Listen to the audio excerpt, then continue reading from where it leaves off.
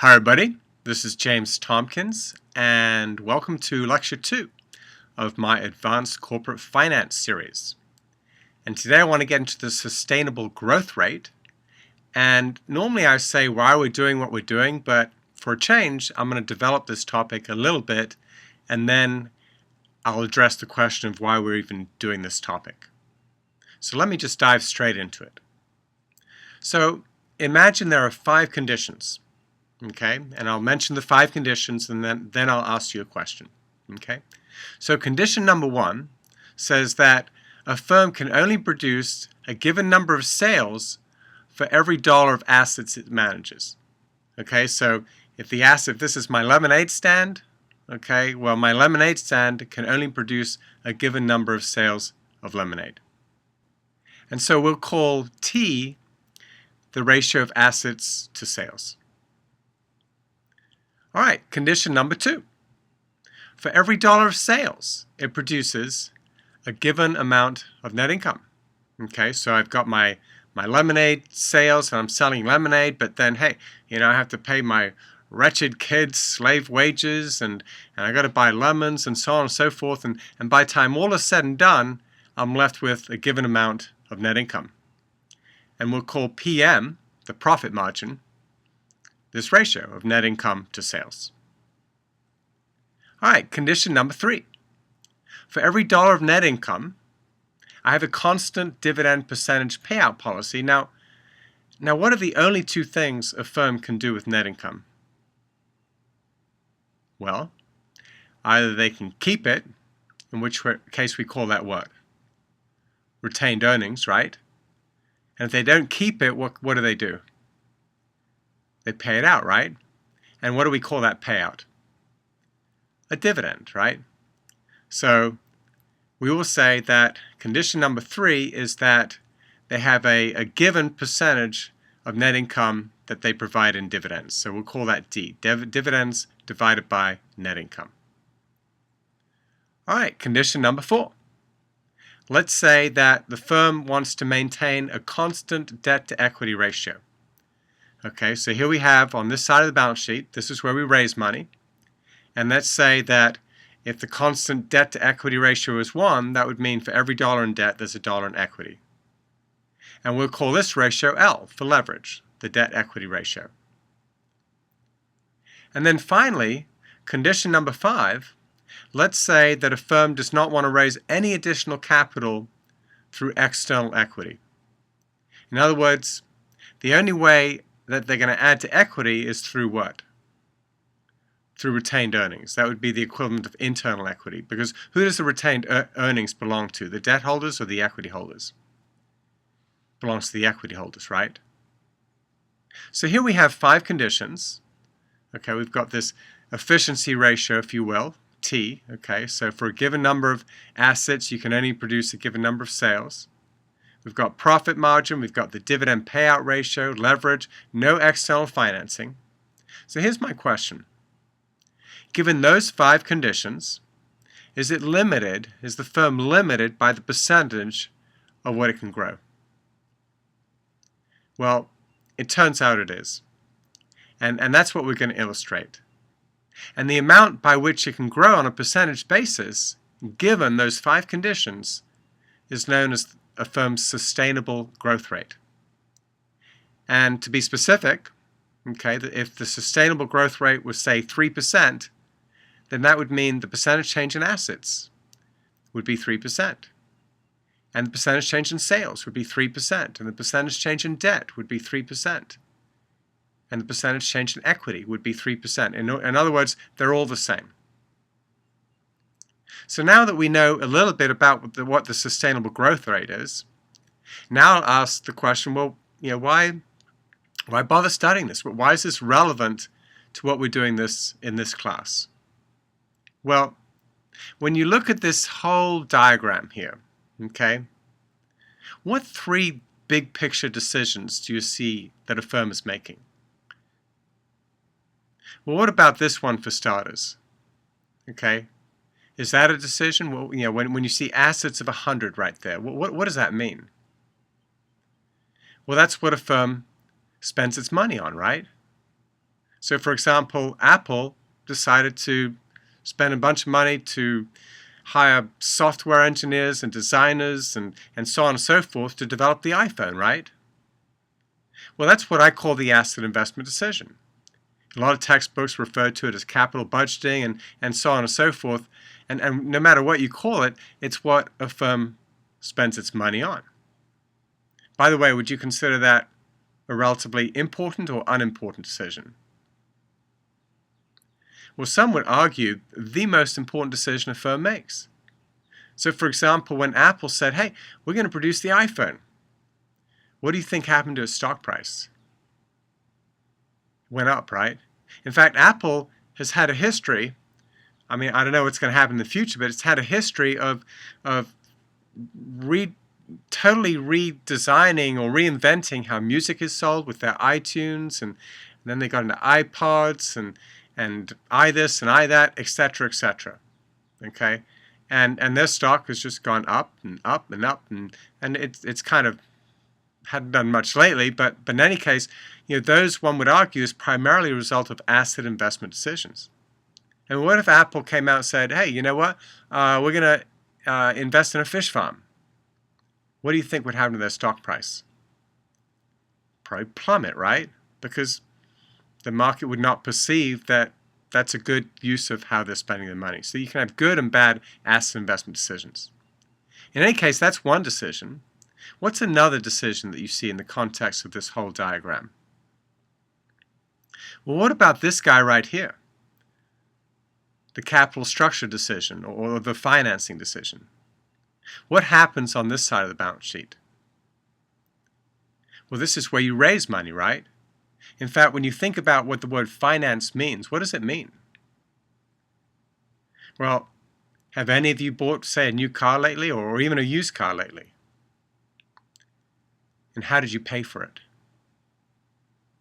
Maybe you financed it? Okay, so finance means to raise money, but is this decision about, well, I wonder if I'll raise money or not? It's not, right? This decision is, I mean, why is it not about, I wonder if I'll raise money? Well, because you have to raise money, right? If you're going to spend money on something, you have to raise it. So that's not a decision. The decision is given that I'm going to raise money. Well, to put it simply, what percentage will I have in debt and what percentage will I have in equity? In real life, if you watch my valuation of stocks and bonds lecture, okay, you'll see there's a whole spectrum of financial securities. But just to put it simply, if we just talk about debt and equity, the capital structure is literally, well, how will I structure, given that I'm going to raise money, how will I structure the way I'm going to raise it? So that's another big picture decision. What's another big picture decision you see here? Well, what about this guy? Once we have a certain amount of net income, what are the only two things that a firm can do with that? Well, either pay dividends or keep it, right? In which case we call it retained earnings. So the third decision is the dividend, the dividend decision. And so why study sustainable growth rate? Well, we're going to find out this semester as we get into in-depth with primarily these two guys, capital structure decision and dividend decision, because what I call in my corporate finance lecture series, that all focuses on the asset investment decision. But we're going to find out as we get into depth of these things that there's a clear order of how a firm should make these decisions. However, the sustainable growth rate sort of connects or highlights how these three decisions are mechanically, if you will, interrelated. And so why study sustainable growth rate? Well, there's a clear order in which the corporation would make the asset investment decision and the capital structure and dividend decisions. And from an accounting perspective, they're all, if you will, mechanically interrelated. So this is sort of an introductory lecture to show how these three decisions are connected. But as I mentioned, we'll be getting into in depth this class with the capital structure decision and the dividend decision. So let's go ahead and derive this sustainable growth rate formula, and we'll see how these three decisions are all interrelated. Okay? So let's say at time zero, the balance sheet looks like this. So this is what I'm spending my money on, and this is my capital structure. And so one of the conditions was the desired debt to equity ratio, right? So in this case, the leverage ratio is about 67%. Okay, so we're going to make up some conditions and we'll use symbols as well as numbers, and we're going to highlight how, given these conditions, the firm is limited by how much it can grow. By the way, just to get a sense for these conditions that we're making up, ceteris paribus, all else being equal, would you prefer the leverage to be large or small? Well, what's better? Well, actually, the answer is depends. Okay, what we can say is that the less debt, that it's safer from the ability to return capital to the investors, at least with some flexibility. In other words, for example, what happens if the firm does not make its interest payments? What does it risk? It risks bankruptcy, right? Is that true with equity? It's not, right? So would less debt, in a sense, be a safer capital structure? It would, right? So in other words, and is safer better? No, not necessarily. What we're going to find out when we get into this decision in detail, when I talk about capital structure in future lectures, we're going to find out there's all kinds of issues that are related to maximizing firm value when it comes to this capital structure decision. All right, let's get to another condition. Okay, so imagine that for $100 in assets, so my lemonade stand, it produces $50 in sales for the forthcoming year. So in that case, my ratio assets to sales would be 2. So again, getting a sense for this ratio, ceteris paribus. Would you prefer that this number be bigger or smaller? Well, what if $1 in assets could produce $50 in sales? Would that be happy face or sad face? Probably happy face, right? That'd be, wow, what a great business plan. All I have to do is spend $1 on an asset and it can produce $50 in sales in the next year. That'd be fantastic, right? In which case, would this number be big or small? Well, 1 divided by 50 would make it be tiny, right? So presumably, you'd rather that number be small. The smaller the better. The smaller, the more efficiently you're managing your business. All right, another condition. Let's say that for every $1 of sales, it produces 20 cents of net income, or in other words, $50 in sales, it produces $10 in net income. So now we're saying our profit margin is how much? 20%, right? So ceteris paribus, would you prefer this profit margin be large or small? Now, at first blush, you might say, well, large, of course, right? However, we're going to find out that is not necessarily true, okay? Because by the time you go from sales all the way down to net income, have you subtracted interest? You have, right? And is interest about the financing decision on this side, or the capital structure decision on this side, or is it about the asset investment decision? Well, it's about the capital structure decision, right? And have we already said that having more debt versus less debt, there is no clear answer at this point. It just depends. We have, right? So while at first blush, it may be obvious to say, yeah, we'd much rather have a higher profit margin. If you look at it on a slightly deeper level, you have to consider that you're really mixing up two decisions when you look at profit margin. Number one is the asset investment decision. In other words, how efficiently you manage sales and subtract costs, etc. But then it also mixes in the capital structure or the financing decision. All right, one more condition. And so imagine for every $1 or $10 in net income, they pay $8 in dividends. Okay, so in other words, the dividend payout ratio is 80%. Again, ceteris paribus, would you rather this be high or small?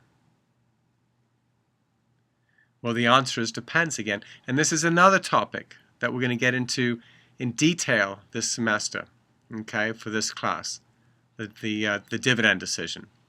And we're going to find out once again that it depends. So let's get into deriving this formula. Okay, so we've got all these conditions that when we start with $100 in assets, by the time all is said and done, okay, we've ended up for the forthcoming year, $10 in net income, and of that $10 we're keeping $2. Now, who does that $2 belong to? Does it belong to the debt holders? It doesn't, right? Because by the time you get down to net income, have debt holders already been paid?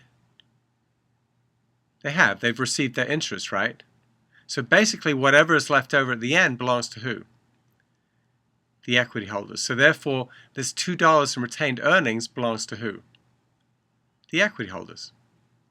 So 1 year later, okay, if equity began with 60 and now the equity holders have kept within the firm another 2, what is the new value of equity within the firm?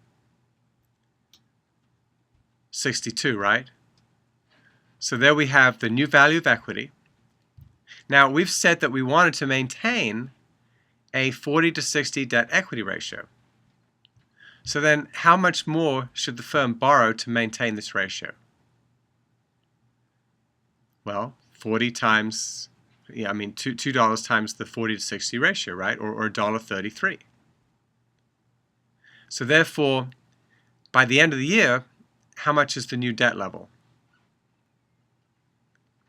Well, it'd be $41.33, right? So if this is the number of additional debt and this is the number of additional equity, then what is the value of the assets at time 1? Well, I would add these numbers up here, right? So 103.33. So therefore, what is the sustainable growth rate? Well, what did we say the sustainable growth rate was? Well, one of the things that we said it was percentage change in assets, right? So by how much did the assets change on a percentage basis? Well, a little over 3%, right?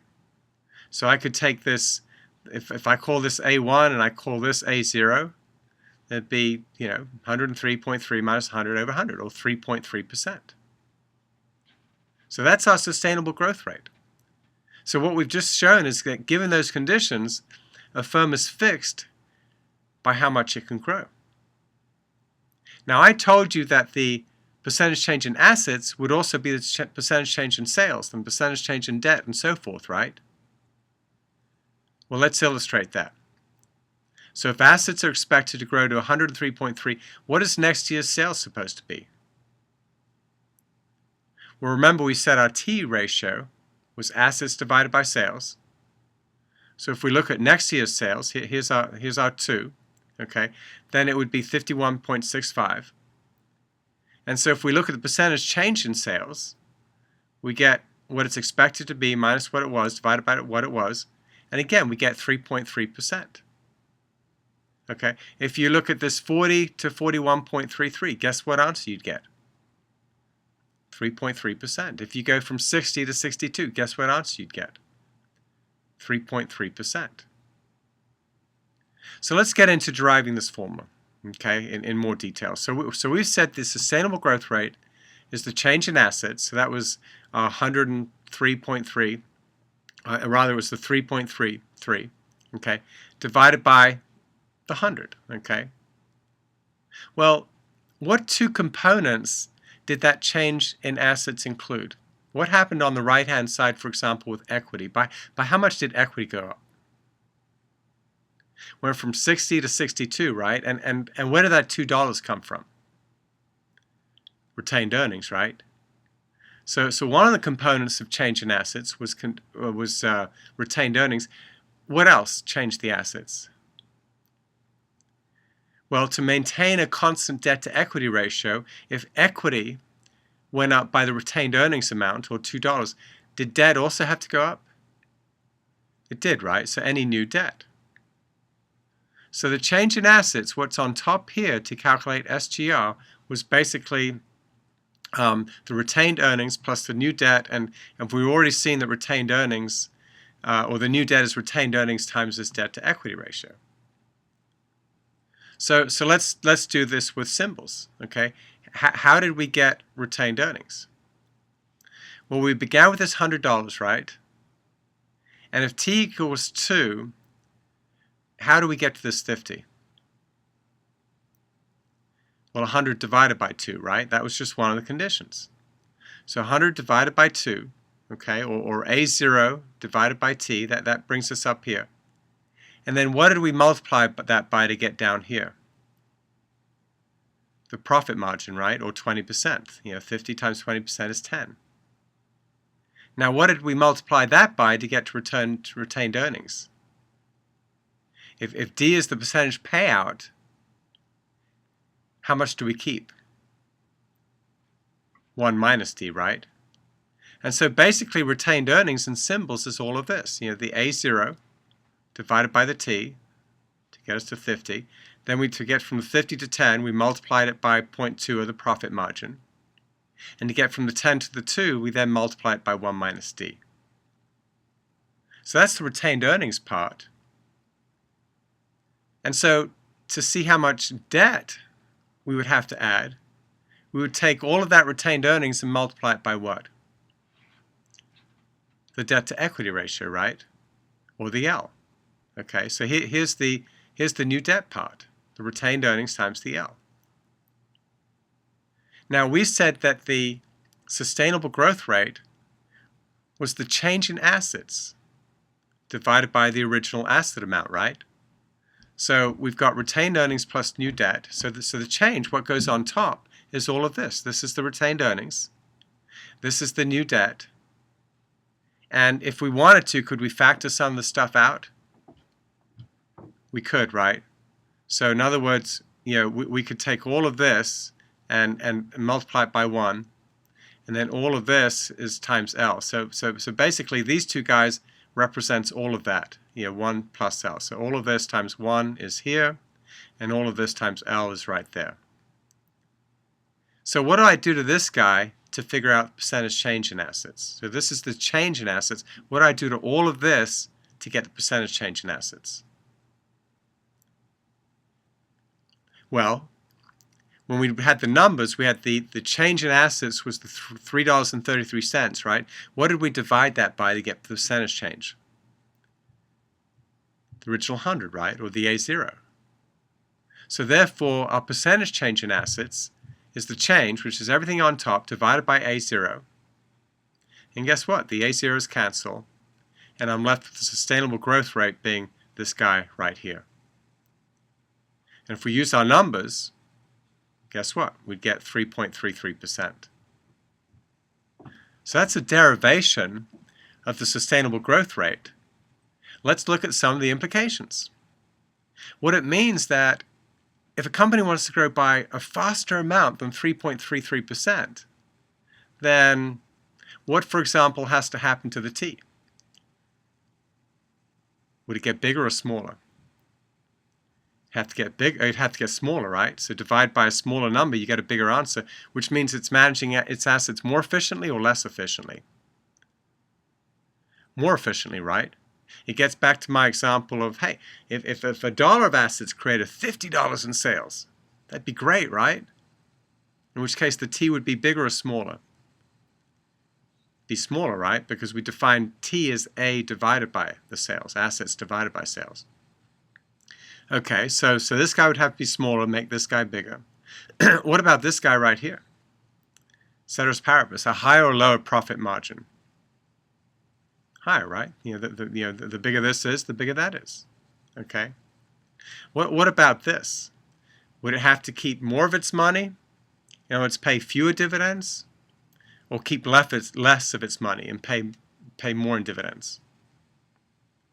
Okay, well, the smaller this D is, i.e. fewer dividends, does that make this number bigger or smaller? Makes it bigger, right? And what about this guy? We set the debt equity ratio at 40 to 60. All right. What if it was 50 to 50, or 80 in debt to 20 in equity? Okay. The more leverage, the more debt. Does that mean that this guy, the sustainable growth rate, gets bigger or smaller? Gets bigger, right? So borrow more money. Okay.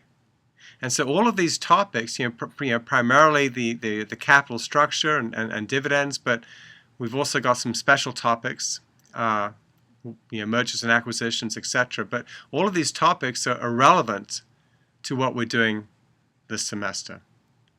And so that's why I thought it would make sense to see how these decisions are mechanically interrelated, but we'll get into the depth of the finance perspective, look at it more from a financing perspective as opposed to an accounting perspective. But at least you see how they're interrelated mechanically or from an accounting perspective. Now, by the way, if we just changed one assumption, the formula would look very different. Because we assumed that this year's assets would produce next year's sales, right? So remember, we began with $100 and it would produce sales for the forthcoming year of $50. Well, if we assumed that the assets today produced last year's sales, look how different this formula would look. Looks kind of different, right? And so the point is, I stress this with every formula we do, I really stress the assumptions, because only if you understand the assumptions do you have any chance in using reasonable judgment as you bridge theory with practice. In any case, I hope that was a good learning experience as far as what the sustainable growth rate is and its implications. And now as we move forward, we'll be getting into depth with some of these decisions. In fact, in the next lecture series, we'll begin by looking at the capital structure decision. Thank you. This was James Tompkins, and I hope I see you at the next lecture. Take care. Bye-bye.